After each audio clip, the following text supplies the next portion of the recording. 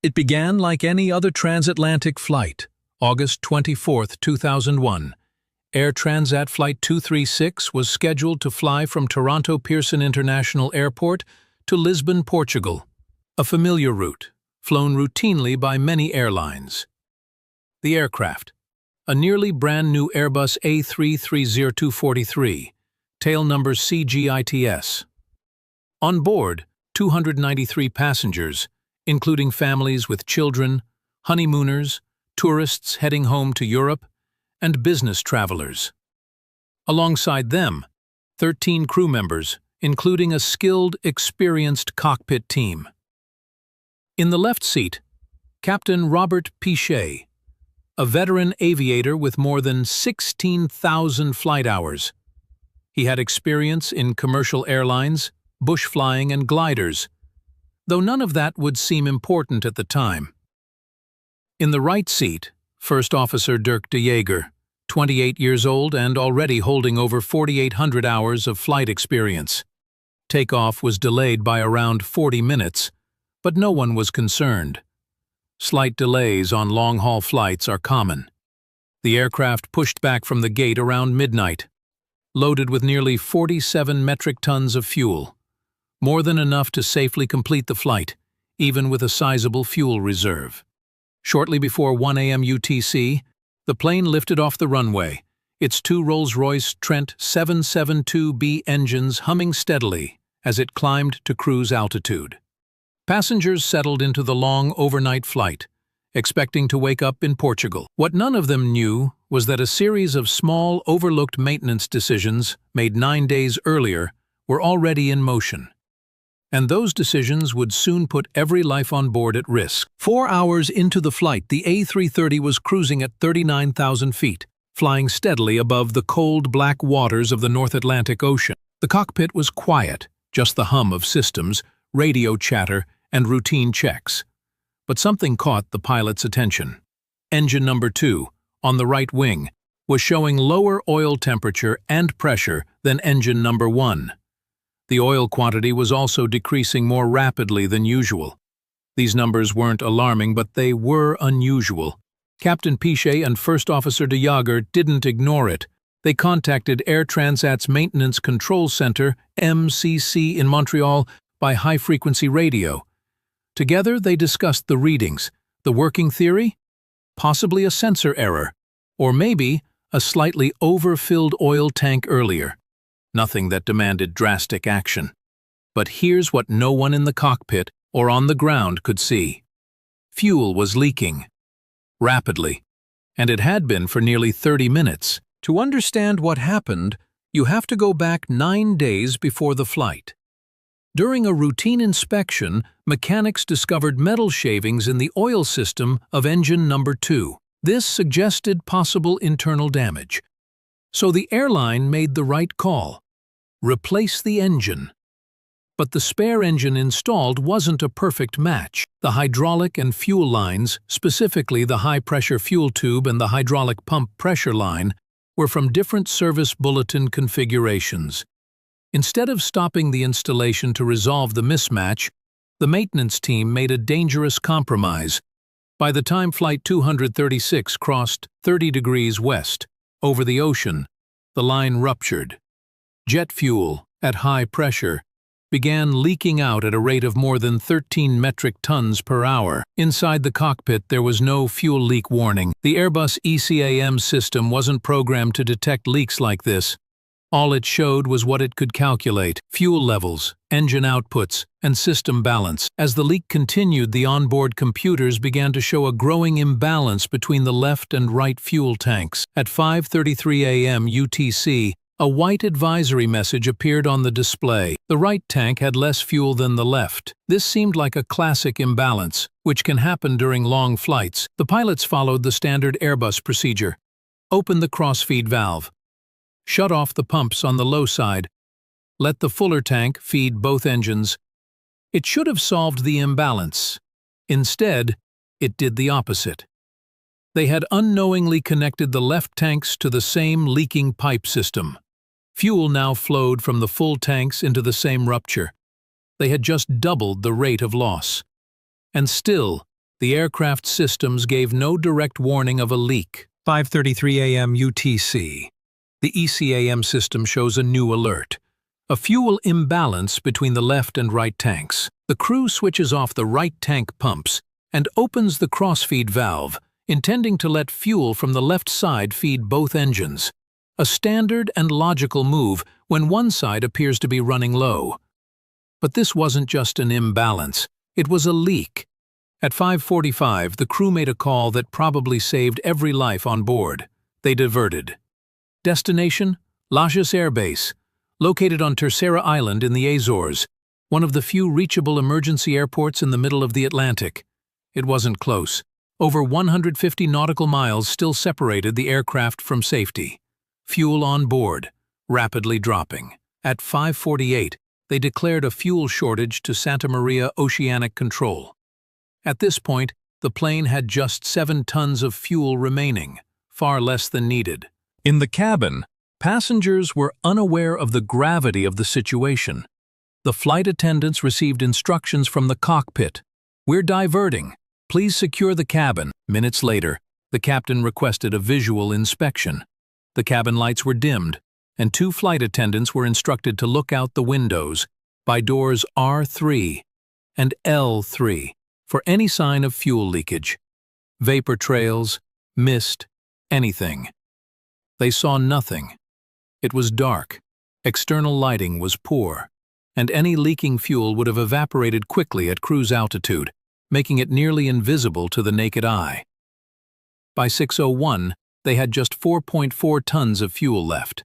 The descent toward Lajes had already begun. On the radio, they told the dispatcher, "We're losing fuel, but we don't know why. We can't see a leak. The ECAM isn't giving us a direct fault." It was a mystery, and they were running out of time to solve it. 6:13 a.m. Engine number 2. The right one, flames out. The cockpit goes quiet on that side. The ECAM flashes its warning. This is no longer about conservation. It's about survival. The pilots begin a controlled descent. Fuel remaining 600 kilograms, barely enough to sustain the remaining engine for a few minutes. They notify Santa Maria Oceanic Control of the engine failure and descent. Now the real emergency begins. At 6:23, with fuel still dropping, the first officer calmly calls a mayday.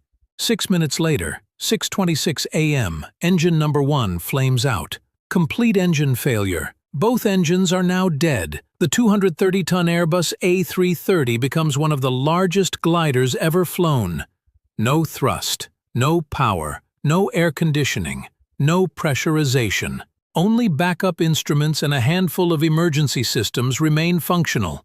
Inside the cabin, the lights flicker and cut out. The aircraft's glide ratio at altitude is roughly 15:1. Meaning from 34,000 feet they can theoretically glide 75 miles.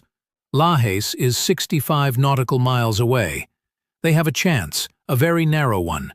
The captain sets up for what may be a one-shot landing. There is no go-around, no second try. Once committed, they either land or crash. An Airbus A330 has never lost both engines at cruise altitude. With no engines, every system that depends on hydraulic or electrical power starts shutting down. Fortunately, the A330 is built with redundancy. One critical device remains active, the RAT, the ram air turbine, a small propeller that deploys from the fuselage to generate basic hydraulic and electrical power from the airstream. The RAT provides only essentials, enough to keep flight controls, a few cockpit displays, and core instruments alive. There's no autopilot, no engine thrust, no pressurization, no air conditioning, and no cabin lights. In the cockpit, the pilots fly manually. They now begin what's called a dead stick approach, flying and landing without engine power. Their target, Lajes Air Base, on the remote island of Terceira in the Azores, the last lifeline between sky and sea. As the aircraft begins descending toward Lajes, the captain calmly informs the flight director that they need to prepare for an emergency landing. The initial instruction, prepare for a ditching, a controlled water landing. That was still a possibility if they couldn't reach the runway. Flight attendants retrieve life jackets. They begin emergency briefings for passengers. Demonstrations are given, instructions are shouted, tensions rise. Some passengers pray, others cry. A few begin writing goodbye messages to loved ones. The cockpit crew continues scanning instruments, calculating glide ratios, watching for the island on radar. At 13,000 feet, Lajes approach finally establishes radar contact. The crew reports they are attempting a landing, not a ditching. The base turns on all runway lights. Controllers flash the lights repeatedly to improve visibility. Still, the aircraft is high, too high to descend in a straight line. The captain initiates a 360-degree turn, a full circle to lose altitude. During the turn, the landing gear is lowered manually using gravity and hydraulic pressure. The slats, panels on the leading edge of the wings, are extended for extra lift at low speed, but the flaps, which require high hydraulic power, remain unavailable. This means one thing: the approach will be fast and hard. Without flaps, landing speed increases dramatically, from a typical 140 knots to over 200 knots. There will be no margin for error. Air Transat Flight 236 crosses the threshold of runway 33 at Lajes, still descending, still completely powerless. The first touchdown occurs 1,000 feet into the runway. With no thrust reversers or normal brakes, the pilots use emergency braking, a backup system powered by the last hydraulic reserves from the RAT. There is no anti-skid protection. The wheels lock, the tires burst. The aircraft finally comes to a complete stop after using more than 7,600 feet of the 10,000-foot runway. Passengers cheer, scream, hug each other in disbelief. Doors are opened, slides deploy. In just 90 seconds, all 306 people are outside. For 4 days, Lajes Airport was shut down as investigators arrived and the A330 was removed from the runway. International media picked up the story. An aircraft had glided, unpowered, for over 75 miles and landed safely. It didn't take long for the world to call it what it was: a miracle. The Portuguese and Canadian aviation authorities launched a joint investigation. The question was obvious: how does a modern aircraft run out of fuel? The answer took time, but not long. The ruptured fuel line was discovered quickly. Then came the deeper problem: the engine installation. 9 days earlier, during a routine engine replacement, mechanics at Air Transat had installed a spare engine with different service bulletin specifications. The hydraulic line and high-pressure fuel line were incompatible, one from a pre-modified configuration, the other post-mod. But because of a parts shortage, the maintenance crew had been told to make it fit. They used manual force to create clearance. During the process, deep scratches and stress points were introduced. Vibration in flight completed the damage. When questioned, the airline admitted the mistake. The technicians had not fully verified the compatibility of all components. Even worse, the aircraft's fuel monitoring system never warned of the leak. The ECAM did what it was designed to do, but it wasn't designed to detect silent leaks in systems it couldn't directly observe. As a result, fuel vanished, undetected, until it was almost too late. Captain Robert Piché was hailed as a hero. So was First Officer Dirk de Jager. Both received awards from aviation organizations and praise across the globe. But their response was humble. "We were just doing our jobs," Piché told reporters. "We trained for this. We stayed calm. That's what saved us." What also helped: Piché's unique background. He had years of glider experience, an extremely rare skill for a commercial airline pilot.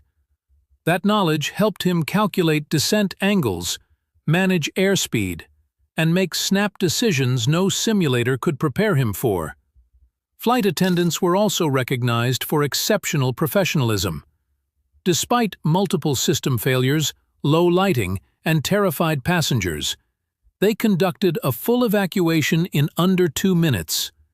They saved lives, every bit as much as the pilots did. Air Transat 236 didn't just make headlines, it changed things. Airbus improved the ECAM system logic and added better warnings for unusual fuel loss patterns. Airlines around the world reviewed their maintenance documentation and part-matching verification processes. Regulators issued new guidance on how spare engines and parts were tracked, especially across configuration changes. Fuel leak training procedures were updated globally. And perhaps most importantly, the story of Flight 236 became required reading for flight crews, engineers, and trainers. The glide itself, 75 miles over the Atlantic, became the longest successful glide of a commercial airliner in history. It remains a benchmark for pilot training and simulator scenarios. On August 24, 2001, 306 people boarded an overnight flight expecting to wake up in Portugal. They never expected to face a fuel leak, or total engine failure, or an unpowered landing on a remote island runway. But they made it, because 2 pilots didn't panic, because a cabin crew followed their training to the letter, because people, under unimaginable pressure, worked together. This was more than luck.